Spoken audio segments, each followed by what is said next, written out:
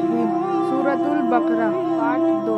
दोस्तों, सूरतुल बकरा का पार्ट 1 जरूर सुने, लिंक आपको डिस्क्रिप्शन में मिल जाएगा। अल्लाह की राह में खर्च करने का मतलब ईमान।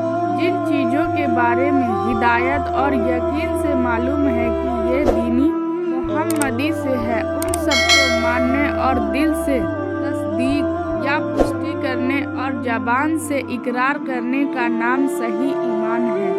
कर्म या अमल ईमान में दाखिल नहीं, इसलिए युमिनून बिल गैबे के बाद युकीमुनस सलाता और नमाज कायम रखे फरमाया गया है। नमाज के कायम रखने से ये मुराद है कि इस पर सदा अमल करते रहे और ठीक वक्त पर पूरी पाबंदी के साथ सभी अरकान यानी संस्कारों के साथ नमाज की अदायगी करते रहें और फर्ज, सुन्नत और मुस्तहब अरकान की हिफाजत करते रहें।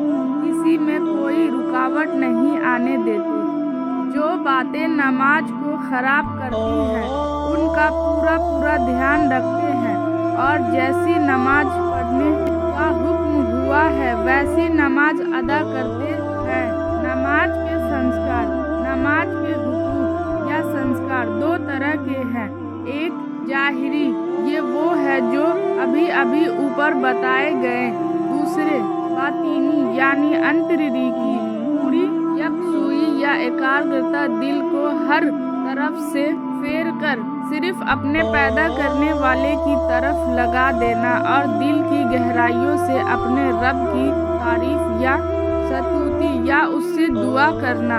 अल्लाह की राह में खर्च करने का मतलब या ज़कात है, जैसे दूसरी जगह फरमाया युकीमुनस सलाता व युतूनस ज़काता, यानी नमाज कायम करते हैं और ज़कात अदा करते हैं। या हर तरह का दान पुण्य मुराद है, चाहे फर्ज हो या वाजिब, जैसे ज़कात, भेंट, अपने और अपने घर वालों की गुजर बसर का प्रबंध। जो करीबी लोग इस दुनिया से जा चुके हैं उनके लिए दुआ करते हैं कि उनको उनके हर गुनाहों को माफ़ कर दे। के लिए हम सदका निकालते हैं। इसमें आ सकता है बगदाद वाले पीर हुजूर, गौसे आजम की गवाही की नियाज, फातिहा, तीजा, चालीसवा वगैरह भी इसमें दाखिल है कि ये सब सदका है। कुरान शरीफ का पढ़ना और कलिमा पढ़ना नेकी के साथ अतिरिक्त नेकी मिलाकर अज्र और सवाब बढ़ता है। कुरान शरीफ में इस तरफ जरूर इरशाद किया गया है कि अल्लाह की राह में खर्च करते वक्त चाहे अपने लिए हो या अपने करीबी लोगों के लिए, इसमें बीच का रास्ता अपनाया जाए, यानी ना बहुत कम ना बहुत ज़्यादा। रजक ना हूँ और हमारी दी हुई रोजी में से ये स्पष्ट कर दिया गया है कि माल तुम्हारा पैदा किया हुआ नहीं बल्कि हमारा दिया हुआ है। इसको अगर हमारे हुक्म से हमारी राह में खर्च ना करो तो तुम बहुत ही कंजूस हो और ये कंजूसी बहुत ही बुरी है। नंबर 8, इस आयत में किताब वालों से वो ईमान वाले मुराद है जो अपनी किताब और सारी पिछली किताबों और नबियों, अल्लाह के दुरूद और सलाम हो उन पर, भेजे गए अल्लाह के आदेशों पर भी ईमान लाए और कुरान शरीफ पर भी, और मा उनजिला इलैका, जो तुम्हारे तरफ उतरा, तमाम कुरान शरीफ और सारी शरीयत मुराद है। जुमल, जिस तरह कुरान शरीफ पर ईमान लाना हर मुसलमान के लिए ज़रूरी है, उसी तरह पिछली आसमानी किताबों पर ईमान लाना भी ज़रूरी है, जो अल्लाह ताला ने हुजूर सल्लल्लाहु अलैहि वसल्लम, अल्लाह के दुरूद और सलाम हो उन पर, से पहले नबियों पर उतारी।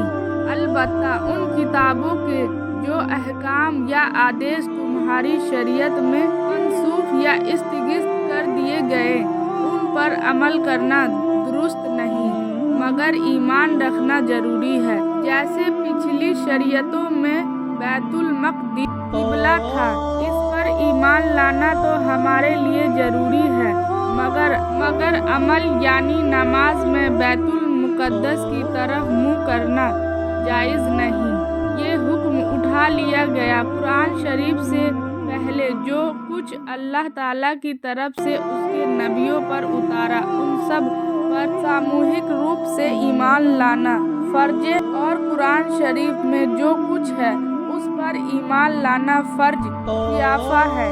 इसलिए आम आदमी पर कुरान शरीफ तफसीलता की जानकारी फर्ज नहीं, जबकि कुरान शरीफ के जानकार मौजूदा हो जिन्होंने कुरान के ज्ञान को हासिल करने में पूरी मेहनत की हो। नंबर 9 यानी दूसरी दुनिया और जो कुछ इसमें है, अच्छाइयों और बुराइयों का हिसाब वगैरह सब पर ऐसा यकीन और इत्मीनान रखते हैं कि जरा शक और शुबह नहीं। इसमें अहले किताब ईसाई और यहूदी और काफिरों वगैरह से बेजारी है जो आखिरत यानी दूसरी दुनिया के बारे में गलत विचार रखते हैं। नंबर 10 अल्लाह वालों के बाद अल्लाह के दुश्मनों का बयान फरमाना हिदायत के लिए है कि मुकाबले से हर एक को अपने किरदार की हकीकत और उसके नतीजों या परिमाण पर नज़र हो जाए। ये आयत अबू जल, अबू लहब वगैरह काफिरों के बारे में उतारी जो अल्लाह के इल्म के तहत ईमान से महरूम है। इसलिए उनके बारे में अल्लाह ताला की मुखालिफत या दुश्मनी से डराना या न डराना दोनों बराबर है, उन्हें फ़ायदा न होगा। मगर हुजूर सल्लल्लाहु अलैहि वसल्लम की कोशिश बेकार नहीं, क्योंकि रसूल का काम सिर्फ सच्चाई का रास्ता दिखाना और अच्छाई की तरफ बुलाना है। कितने लोग सच्चाई को अपनाते हैं और कितने नहीं, ये रसूल की जवाबदारी नहीं। अगर कौम हिदायत कबूल न करे तब भी हिदायत देने वालों को हिदायत का पुण्य या सवाब मिलेगा ही। इस आयत में हुजूर सल्लल्लाहु अलैहि वसल्लम अल्लाह के दुरूद व सलाम हो उन पर की तसल्ली की बात है कि काफिरों के ईमान न लाने से आप दुखी न हो। आपकी तबलीग या प्रचार की कोशिश पूरी है, इसका अच्छा बदला मिलेगा। महरूम तो ये बदनसीब है जिन्होंने आपकी बात न मानी, कुफ्र के मानी, अल्लाह ताला की जात या उसके एक होने या किसी के नबी होने या दीन की ज़रूरतों में से किसी एक का इनकार करना या कोई ऐसा काम हो जो शरीयत से मुंह फेरने का सबूत हो, कुफ्र है। नंबर 11 इस सारे मजमून का सार ये है कि काफिर गुमराही में ऐसे डूबे हुए हैं कि सच्चाई देखने के सुनने समझने से इस तरह महरूम हो गए हैं जैसे किसी के दिल और कानों पर मोहर लगी हो और आँखों पर पर्दा पड़ा हुआ हो। इस आयत से मालूम हुआ कि बंदों के करम भी अल्लाह की कुदरत के तरह है।